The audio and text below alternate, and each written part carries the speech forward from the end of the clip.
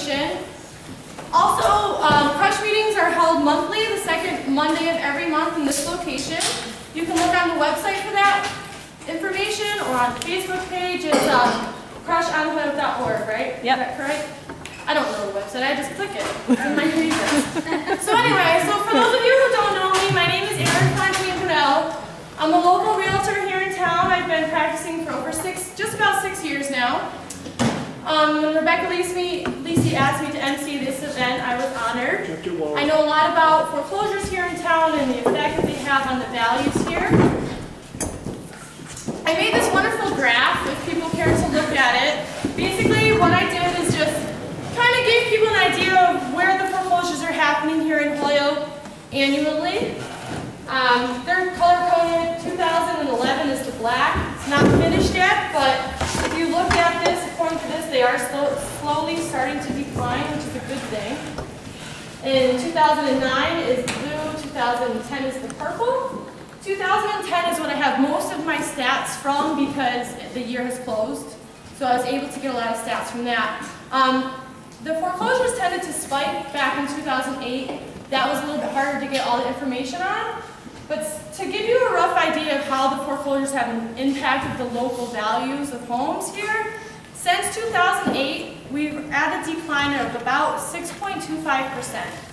And that is most residential property, single family, multifamily, and condo. It was hard to factor in mixed use because you have commercial with those, so it's hard to really say if they're residential or not. But in 2008, our average single family home price was $199,000. And in 2011, it's $167,000. So we're not doing terrible. It's down 6.5%. However, on a light note, in 2010, they were $164,000. So since 2010, they were $164,000. They've come up to $167,000 in 2011. So that is a little bright spot as far as home values are concerned. They are saying that the annual foreclosure rates have doubled since this time last year. But one of the reasons they're saying that is because there was that glitch in the foreclosure filings. They were saying banks were electronically signing documents and stuff like that. So some of the foreclosures that would have happened then got backed up on, and they're happening now, which is why the rates now are so high. So they're actually expecting home values to decrease another 10% in the next year annually. I don't see that happening here in town. I think we're on recovery. We're starting to go back on the upswing if you look at the numbers from 2010 to 2011. With that being said, I'm not going to talk too much. We have a few speakers here tonight who are going to discuss the Springfield Ordinance that they've passed and why that's important, and more about the importance of foreclosures and fighting them in the big banks. So on that note, I would like to introduce some of our speakers tonight. We have Tim Fisk, who's the Executive Director, the Executive Director of the Alliance to Develop Power. And then we also have Malcolm Chu. He's a community organizer with Springfield. It's called No One Leaves. And then with the same organization is David Dunwell. So they're going to take over from here. They're going to go over a lot of really great foreclosure information. If anyone would like to talk to me more specifically after about what the market's trying to do in Holyoke and how you can go about finding more information on foreclosures, I would be available online. So on that note, I'm going to turn it over to Tim. Thanks.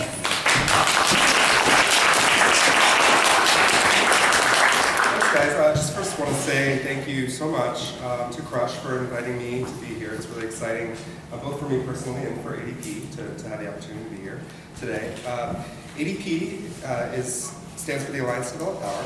We're a 20-year-old community organization based in the Pioneer Valley with headquarters in Springfield. We are a grassroots organization that seeks to address racial and economic disparity in the Pioneer Valley by employing a model of three strategies. We do community organizing, locally, statewide, and nationally, to change policy. We engage in economic development, so we have about $80 million in assets right now in housing, worker co-ops, food co-ops, and real estate. And we also engage in community building activities that build strong neighborhoods, celebrations, block parties, food cooperatives, community gardens, things like that.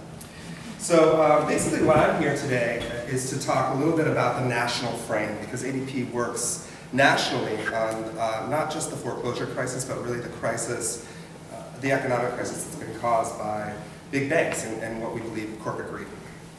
And I have notes, so forgive me, it helps.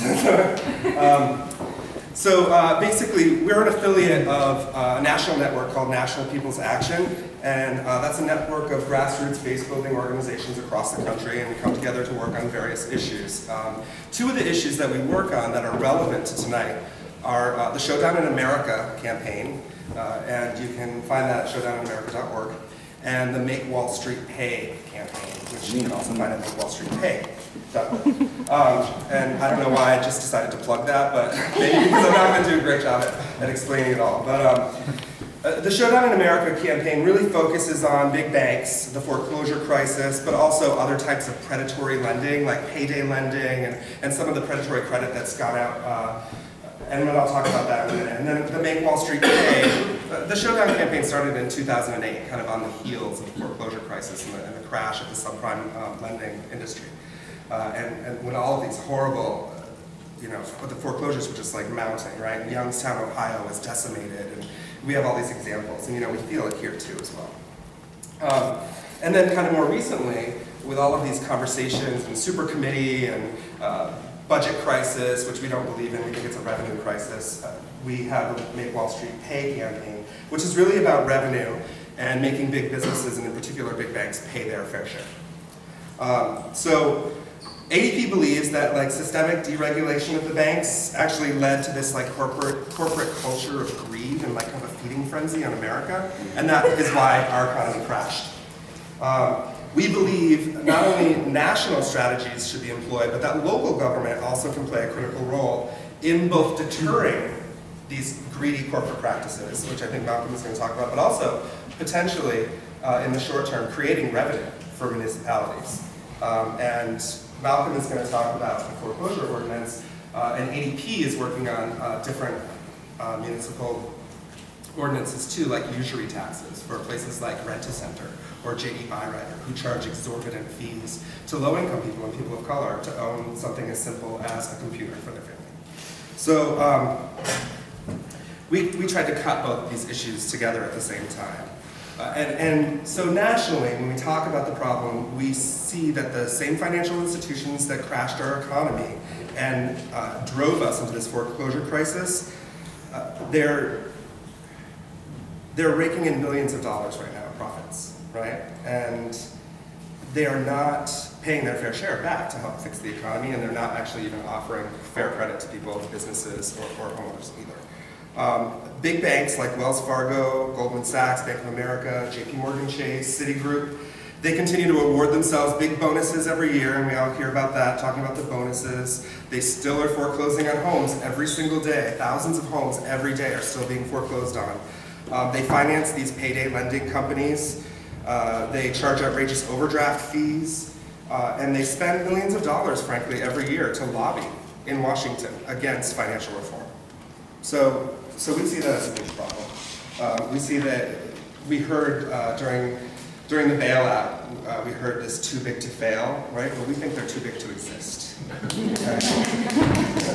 And it's really important to note this, right? So in the US today, the nation's 3 largest banks, which are Bank of America, Wells Fargo, and JP Chase, they issue 54% of the country's mortgages. So 46% are your credit unions, your local banks, but also TD Bank North, First Niagara. I mean, these guys aren't even in the list, right? The top 4 banks, which are the 3 that I just mentioned, plus Citibank, they hold 34% of the nation's deposits. So they hold 34% of our money. And they're using that money to make more money. The 5 largest credit card lenders, which includes American Express and Capital One, they control 67% of the market for unsecured credit. And then, I think we all know too now, student loans have now surpassed unsecured credit cards. So this is really kind of a little insane to us. We believe that these companies, and they're companies, right? They have a stronghold on our wallets, and if they make one bad decision, they can completely topple our economy, and we've seen this happen.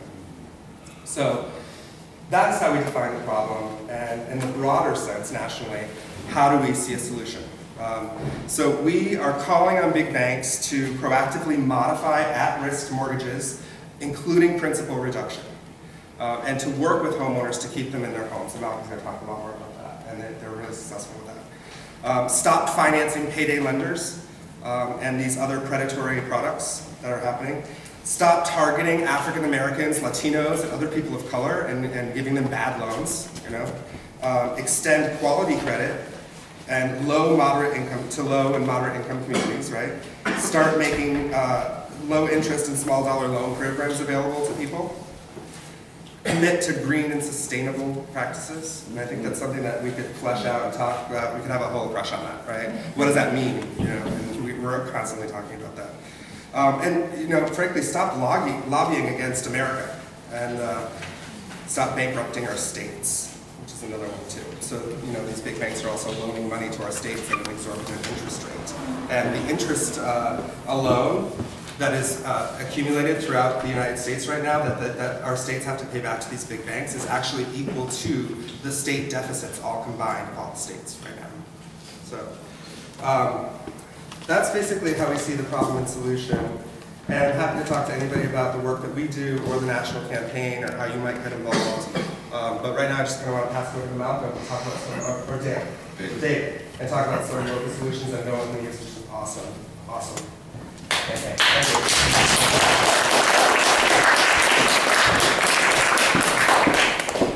First of all, thank you for inviting me. Officer representing No One Leaves Springfield, but I have a more personal story to tell. I came about working with No One Leaves. I actually faced foreclosure about a little over a year ago, and after that, my family faced eviction. So post-foreclosure, there's a lot of people that really had an idea what to do and where I could get some help. And I was able to meet Malcolm, who introduced me to the Springfield Bank Tenants Association, and since then we've been organizing and pushing back on these banks. But let me back up a little bit. First of all, I grew up in an area similar to Holyoke in the eastern part of the state, Lynn, Massachusetts, and I, you know, as my family grew and I wanted to get out of an apartment, I was looking for a home to purchase in the area. You know, it's a working class environment, and I just thought, you know, for sure I'd be able to afford something with my wife and my income, and I came to find out that a lot of the houses in my area were, you know, they're asking for $500,000, $750,000, and I was just shocked. I couldn't believe it. I said, really? Lynn, Madison, you kidding me, right? But, you know, as I looked, I finally found something that I probably could afford.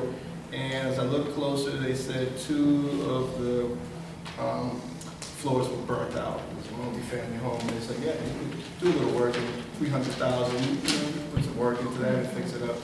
And after moving a friend from Cambridge up here, into the Forest Park community in Springfield, I said, wow, you know, this is a pretty nice community. So I wonder what a house would go for. So I found a house for a decent price in the Forest Park area. And with my family up here, I commuted back and forth to Boston for a few years. Had my job, was doing well, my wife was working, and basically lost my job 3 years ago, 17 years. And I said, okay, what am I going to do? I initially called the banks and let them know what my situation was, and they were, you know, telling me, well, you know, what could you get paid? And I said, well, right now I can't pay much of anything. But as I got my unemployment, I started to, you know, try to negotiate with them on what they call the modification. And they lost paperwork. They really gave me a runaround for quite a while until I went down to Hartford and saw someone face to face, and they pretty much said, well, the best thing to do is work with these banks, and you know, they're going to put you in a modification program and, you know, set you up in a real nice situation. So I did that, started paying probably 90% of what I was originally paying. On top of my HELOC, I was on my home equity line of credit. So they were getting from me about $1,200 a month, and they just, I guess, weren't happy with my financial status and decided that they were not going to give me a full-term modification. So they moved to, they started sending out letters to start the whole foreclosure process, and I started to get some advice on how to handle it, taking out my IRAs and everything else and try to pay the money, and it just happened so quickly, it actually shocked me, you know. I mean, within 3 months or less, it just happened. And I actually sat in front of my house that day, waiting for this group of people to line up in front of my house. That never happened. They had a meeting in an office somewhere where Bank of America and Fannie Mae decided that they were going to buy back my house at an elevated value, and they moved to evict me and my family. So, still in shock. I called to everybody, and no one said, "Oh, post foreclosure, we don't really do much of anything. I can't help you with that." So finally, through networking, I came across Malcolm once again and learned that, you know, well, this group is not about the status quo. We're about pushing back a little bit on these banks and what I've termed bullies. You know, people that, you know, just use bully tactics to take people's property and really has no intention of growing a community. So initially, I was a little bit ashamed and embarrassed about what, you know, I had went through and losing my home, and I was tentative about even telling my story. But as I told my story, I was amazed at how many people were going through the same thing that I was going through. And little by little, people started calling me saying, "Wow, David, you know, I heard you're part of this group, you know, what are they doing?" Because, you know, I'm in the same situation. I didn't want to tell my story, but, you know, I heard your story. Wow, what's going on? And I shared with them my story, and I realized that going out to the weekly meetings that we have, that there were so many people like myself, hardworking, family-orientated, community-orientated, wants to grow their community, wants to build their community, that, you know, we're going through the same situation. And ultimately, the last thing I had to do was really bring it to my family and my children. And I said, gosh, you know, I've given my children this whole idea of, you know, working hard and having a family and having a home. I've told them, oh yeah, this is something, you know, we could keep in our family and we could grow, and, you know, you guys will take it over, whatever. And I said, I have to go to my 3 daughters and tell them this story, and Malcolm helped me with that. But it was heart-wrenching. I was just like, oh my God, I got to tell my daughters that this home that they've, you know, grown up in is gone. And to my amazement, just telling my story and sharing it with them in a way we've shared and inviting them to meetings just empowered them in a way that I can't imagine. My 14-year-old daughter, Malcolm could tell you, is just she's a dynamic speaker and definitely taken this movement to heart and shared it with her friends in school and shared it with her classmates and people at our dance studio and so forth, and really has taken some strength from knowing that we have a fight in this, you know, and we have people that are willing to fight with us and stand with us. My 2 younger daughters, even, you know, still not sure, you know, they've taken some strength in me telling my story. So just, you know, let me tell you a little bit about what that, you know, what our tactics are with Springfield Bank. We have a sword and shield tactic. The sword is community action to put pressure on the banks. You know, we tell our story. We send out a public letter. We make sure the media knows. We make sure the community knows what's going on. The neighbors know. Let them know how it's affecting their community. And we make sure that we build strength. I wouldn't be here today if it wasn't for that community coming together. I wouldn't be able to tell my story with the strength and the determination that I have today without knowing that the community was backing me. The second part of it is the shield, and that's the aggressive legal defense to make evictions difficult and force banks to negotiate settlement resolutions. I'll tell you a little bit of story about my personal experience after foreclosure, where they kept on sending me letters, 72 hours, eviction notices, and pretty much didn't want to deal with me at all, get out, you know, and had nothing good to say to me at all. And I had what we organized a vigil that, you know, and the day of the vigil came, and I said, oh my gosh, it's raining, it's cloudy, it's dreary. And I just didn't expect there to be a lot of people showing up, but little by little, different parts of my life started showing up. My friends, my colleagues, people that I know through the movement, neighbors, children, and shortly we had quite a huge crowd. Media was invited, my story was told. When everything was done, we still had 30, 40 people sitting out front of my house talking about this situation, how it affected our community and how it's affecting our lives. And I think I had to talk to the lawyers for the banks maybe a week or two later to arrange a payment for my my water and sewer. And they started off. We had a three-way conversation with the water and sewer department, and they said, well, we haven't paid our portion, and I just want to let you know, David is a great guy. He's a community guy. He has 3 young children. They're doing wonderful things in the community, and we really don't want his water and sewer to be shut off. So could you please, hold off on cutting off on anything, and I will send a check on Monday. I almost fell out my seat. I was like, really? Is this the same people that I'm talking? I mean, I could not believe it. They just took my public letter and pretty much read it, verbatim to this Water and Sewer Commission. I said, wow, well, I guess they finally are listening, huh? So they then started sending messages through our legal services, saying, tell that guy he doesn't have to have any more vigils. I'm in Boston, I'm in Springfield. Okay, you tell him quiet down. Tell him it's all right. No more. That's okay. We're growing, and they put off the eviction. They started to work with our lawyers, and I'm still fighting. It's not over yet, As a group, we're asking for principal reduction. I mean, let's face it, my house, shortly after I bought it, went up to 2-something, and then when I was going through this whole crisis and trying to even renegotiate, they said I didn't have enough equity in my home. It went like cut in half. And now it's still even less than that, and they want me to pay the value closer to 3 years ago, even in a buyback situation. So we need to we're demanding to stop, first of all no-fault evictions after foreclosure.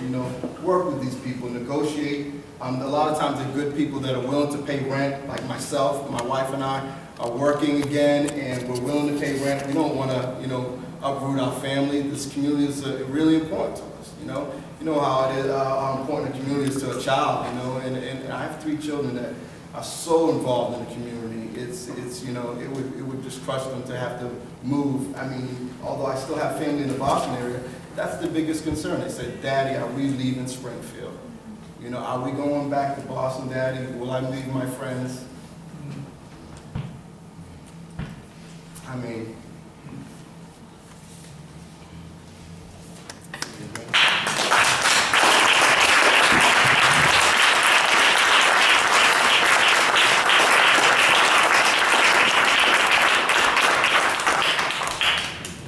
it's just tough to have to, go through this, much less to bring up 3 children and give them a great idea of the world we're in today. So, I'm really thankful to a person like Malcolm in the Springfield Bank Tenants Association. I love working and organizing with them, and I just encourage you guys as you build this community here in Holyoke, definitely reach out to the residents, make sure they're part of it, because that's where your strength is. That's where the core of this movement will be, and I'm sure Malcolm will share a little bit more, but I'll let you know, this group is led by people like myself. I mean, when you look at the leaders in our group, they're all facing foreclosure. They're tenants, they're bank tenants, members, and that's where the power comes from. So I just, Malcolm sure has a lot more to say, but I thank you for the opportunity to share my story. Thank you.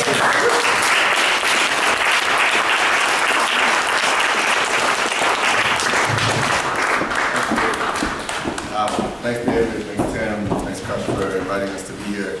I'm going to try and be as thorough as possible and as brief as possible at the same time. For those of you out there that know me, that's a challenge sometimes, so give me a little sign if I'm going on a little long.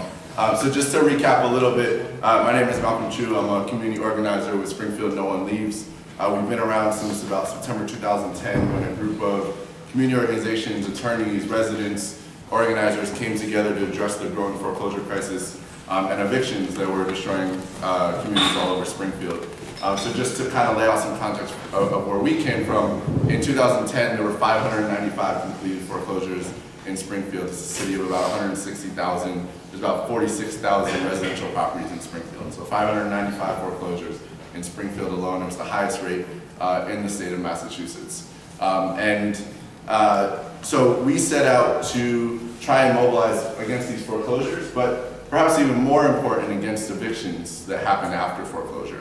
Evictions, particularly in cases where, in the vast majority of the 200 or so families that we've started to work with over the last year, folks can afford to pay rent. They can afford the house at the current value. So you heard a little bit about the drop in value in prices here in Holyoke. And I'll talk a little bit about the drop in value in Springfield housing prices since 2006, since the housing bubble burst in 2006. But just to reemphasize what David said, the crux of what we do, and I think Rebecca asked me to be here to talk a little bit about what we do, but also about the ordinances. We couldn't do what we do without organizing and being led by the residents that are directly affected by foreclosure. And it's a model that's being used throughout Massachusetts in 9 different cities, and one city actually in Providence, Rhode Island as well. And so we engage residents by going out door to door. We knock on doors of residents in foreclosure every other week, every week. We make over 200 phone calls every week to check in with our members and do collective case management, checking in with folks, seeing how they're doing, figuring out the best way to support individuals. But the big part, and David really emphasized this, is bringing folks together to build solidarity and support. If we fight this on a one-on-one level, if we fight this on an individual level, we're not going to win. We're not going to win this fight against the banks on a one-on-one level. Where we win is where we fight this on a collective level. When we bring residents together, when we bring communities together, and this is going to be really true when we talk about the ordinances as well, right? And passing this, municipalities and cities collectively coming together to take action, and states collectively coming together to take action. So it's just to kind of re-emphasize how critically important it is to be tapping in and recruiting and developing a base among those residents that are directly affected by foreclosures. And what we've seen, David really emphasized this, is it's not just the residents, but it's their children. And he undersells Kalima and his daughters, but they pretty much emceed the biggest rally in Springfield that we've had in years last Monday. They emceed it, they were the main speakers, excuse my language, they absolutely kicked ass, they were incredible. But it's not just David's family, right? There's hundreds of families now in Springfield that are waking up and learning from each other, and we engage in political education. So it's really critical, and it's also really important for us to know as we're going into addressing the foreclosure crisis, the type of crisis that we're dealing with. And so just to give some background information, Tim gave some background information earlier as well. The foreclosure crisis vastly affects all of us, but it disproportionately affects communities of color, Latino and Black communities. And I don't really know the ward breakdowns in Holyoke, but I would be very surprised if it wasn't similar here in Holyoke as in other communities. Just as kind of I'll do my little student academic thing for a little bit. At the height of the housing bubble, Black and Latino borrowers were 2 to 3 times, so African Americans were 2 times more likely and Latinos were 3 times more likely to receive subprime loans. Subprime loans, and I'm going to read a quick quote from this great article in the New York Times today, an op-ed from a former banker. Subprime loans were on the application, this is some examples, where you don't put down a job, you don't show an income, you don't show assets, but you still get a nod, right?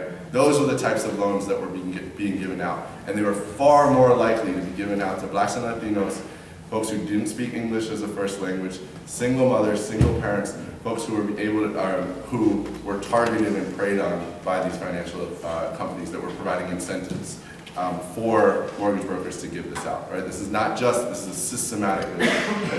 systematic issue. Just to kind of go a little bit deeper into this, Black, African Americans and Latinos are also 50% more likely to have lost their homes since the housing bubble burst in 2006. Nearly 8% of all African American and Latino homeowners have lost their homes. 8% of all homeowners in the country, compared to 4.5% of white homeowners in the country. And when we look some at the Center for Responsible Lending, we see that between 2009 and 2012, African Americans are expected to lose $194 billion in home equity, and Latino communities are expected to lose $177 billion in home equity. But as I mentioned to begin with, this is a nationwide problem. There were 2.5 million foreclosures up until June 2010, and there's been more than a million since then. Across the country, the cost of this crisis to homeowners is huge. It's enormous. We have 28% of borrowers. Tim, feel free to interrupt me and correct me if I'm getting these statistics wrong, because I know you know some of these as well. But 28% of borrowers are underwater, and more than 11% of borrowers in the country have defaulted or are currently behind on their mortgage payments. But we've also, and this is according to a brand new report by a group called CoreLogic, and it's a financial tracking firm, the cost to American homeowners in negative equity is $708 billion as a result of this foreclosure crisis. So the cost to homeowners is huge. But the cost to taxpayers is huge too, right? It's not just homeowners, it's taxpayers. So big banks since 2006 have received over $1 trillion in federal taxpayer dollars, our money, our taxpayer money for this crisis that they helped to create. Moreover, after foreclosure, when we're faced with these evictions, and after evictions, when we're faced with these vacant homes particularly, cities are the ones that pick up the tab for all too frequent phone calls to fire departments, or arson, or burn down homes, or break-ins, or boarded up houses, or unmaintained houses, or whatever it is that these houses, however they're unsecured or unmaintained, it's each one of you as a taxpayer that's paying to pick up the bill to maintain and secure that property. It's not the bank, it's us. Because it's our code enforcement, it's our police, it's our fire, it's our neighbors that are dealing with that. Just to go, I want to really give you all the scale of why we pass these ordinances before I get into the actual ordinances. So we pay for the expense of securing and maintaining these homes. That's the estimated cost for a vacant REO, which is a real estate owned home or a bank owned home after foreclosure, is between $5,400 and up to, the average is actually $19,800. It's between $5,400 and up to $32,000 in cost for a vacant foreclosed home in the event of a fire, the cost to the city. So you're talking about upwards of 300, 400, 500 homes in Springfield that are vacant and bank owned. You're looking at $20,000 per home of cost, average cost to the city, to the taxpayer, right? That doesn't take into account the information that was put out earlier of the drop in property values, right? The drop in our equity as other. What's the 20? Is it 20,000 if they burn? No, 32,000 if there's a fire. That's if the they burn, it's 32,000. The average 19,800 is the average cost. Just going to be a foreclosure. For a bank-owned vacant home for the cost of the taxpayer. Yep. So just as some perspective, and you heard that the decline in property values in Holyoke is about 6.25% since the beginning of foreclosure over 3 years. For full transparency, I did some research just based on a basic real estate site, so you actually may have some more pinpoint information. But just using basic real estate information from a real estate service called Zillow, the average property at the height of the bubble in August 2006 in Springfield was worth $152,000. As of August 2011, it's down to $120,000. So that's a $32,000 drop in average property value. Again, because we didn't have a ton of time to do all of the breakdown. Just looking at the number of single-family homes in Springfield, there's 26,027 single-family homes in the city of Springfield. That's $832 million in lost property value since August 2006 in Springfield as a result of the foreclosure crisis. Now, granted, I'm not a mathematician, so I'm not claiming to be, an expert right this second. But it gives you a really big scale of the cost in addition to securing and maintaining these properties to each and every other family throughout these cities. And so this is affecting all of us, not just all these homes here, but all the homes around each one of these pinpoints. All right. So with that said, so we see this huge cost to the taxpayer and to cities, and we see banks that are getting this huge bailout and huge bonuses. Currently, though, banks are pushing for a settlement with the attorney generals, 50 states attorney generals, that would result in a $20 billion settlement payout for all of the banks together, and would absolve the banks of most civil and legal criminal charges for their illegal foreclosure and lending practices. Today, actually, the Massachusetts Attorney General announced that she's going to be suing the 5 biggest banks. So Hear, hear.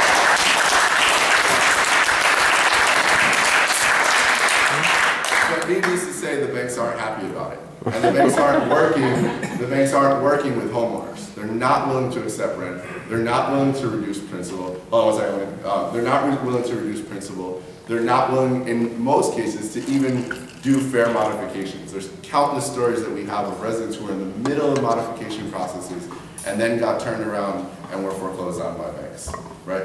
That's why we pass these ordinances. That's why it's so critical for local cities, states, municipalities to take action. It can happen on the national level, it can happen on the state level, but if we sit by and wait, the cost to the taxpayer, the cost to our cities is so enormous and will continue to add up that it's so important for us to take initiative. So, and I say this because one of the main arguments against our ordinance has been, well, it should be on the statewide level. And our response to that is, well, we're supporting it on the statewide level, but we're also supporting it on a local level. Because the same people who are against the local, the Massachusetts Bankers Association, who's been against the local ordinances, they're against the statewide ordinances. They're the most vocal opponent to the statewide ordinances that deal with the foreclosure crisis. So, and I think we're going to do question and answer in a second, right? Is that true? Or should did you have a question about one statistic? Yeah, I probably want to let you guys have a Q&A, and then I'm going to probably wrap it up in a bit. So. Okay. Okay, so I just want to lay out, so this is why we pass these foreclosure ordinances. And it's my understanding that Holyoke is considering exploring passing similar ordinances here. Boston is also has introduced similar ordinances, as well as Lynn and Chelsea. In addition, Brockton is exploring it, Providence, Rhode Island is exploring it. Worcester has passed something similar in the past, and they're looking at revamping and strengthening their ordinance in response to Springfield passing the ordinance. So what exactly do these ordinances do? It does 2 things. First, it enacts a cash bond. It's a refundable cash bond at the foreclosure petition stage to be used by the city to pay for the cost of securing and maintaining properties that become vacant after foreclosure. So a couple of points about that. It's important that we say it's a $10,000 refundable cash bond. This acts as 2 things. It's money that the city gets to use to secure and maintain properties that are foreclosed and vacant, but it's also an incentive for banks to avoid foreclosure and vacancies in the first place, because they get that money back if they avoid foreclosure, with the exception of an administration fee. And there already exists an administration fee in virtually every municipality in the state of Massachusetts. It's usually between $100 and $300 in administration fee. I'm not sure what it is here in Holyoke, or if Holyoke is one of them. But it goes into a specific interest-bearing fund in the city, so it does not go into the general fund.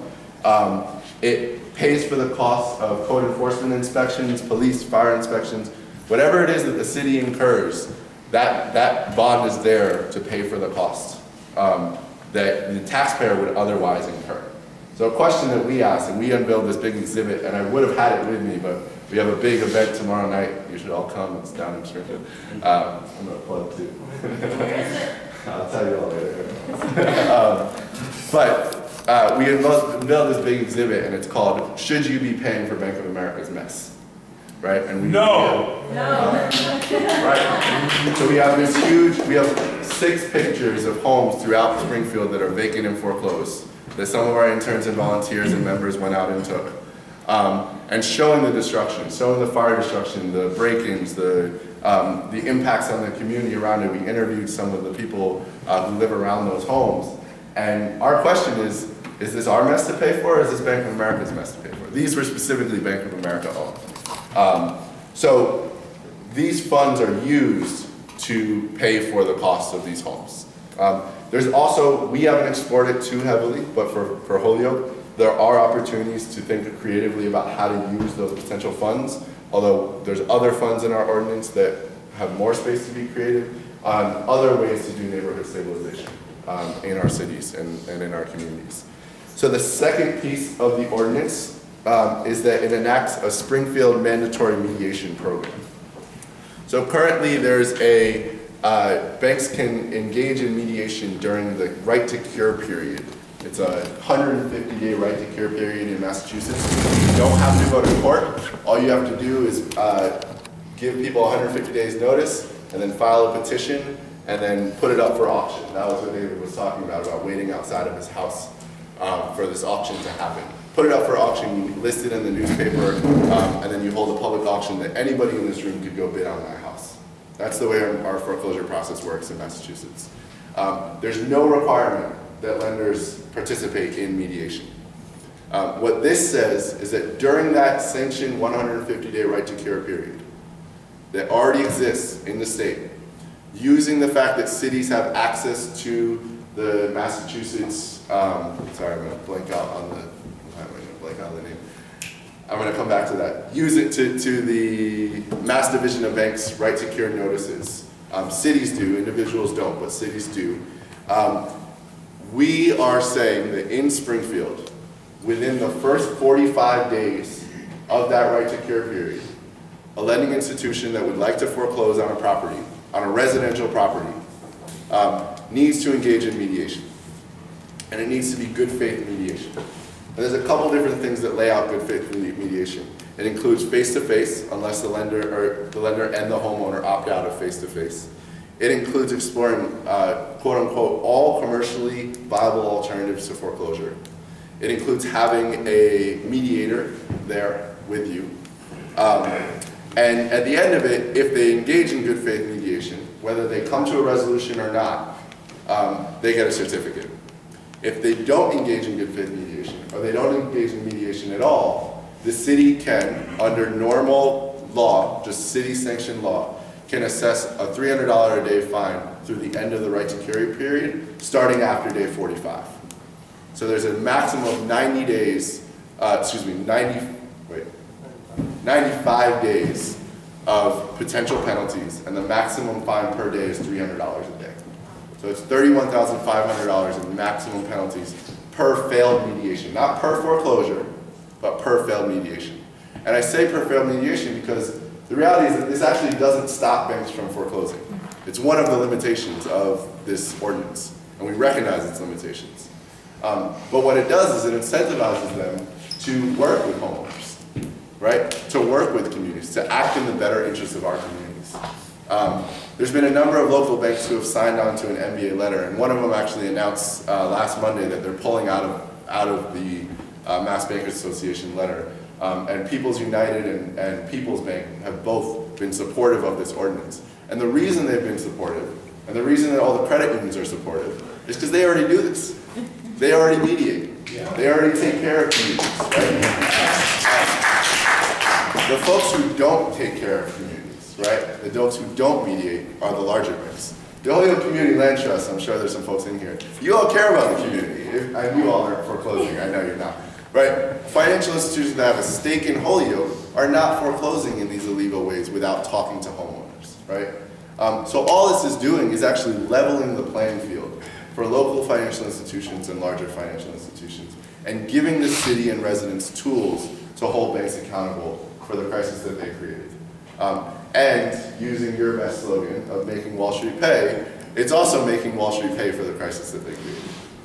So I'm going to stop there because I talk way too much. So thank you so much for having me.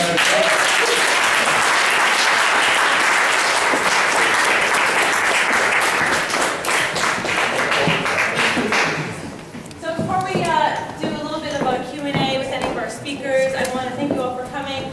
I also want to say that Holyoke City Council will be considering investigating the two ordinances that Malcolm spoke about, the mediation and also holding the banks responsible for maintaining and keeping up with the land on the foreclosed homes that they take possession of. I just want to point out a couple of things. As Aaron and I were actually research prepping for this meeting, we noticed a report from the Pioneer Valley Planning Commission, which shows that Massachusetts foreclosure rate is well below the national rate. However, when you look at urban core communities like Springfield, like Holyoke, we are well above the Massachusetts average on house foreclosures.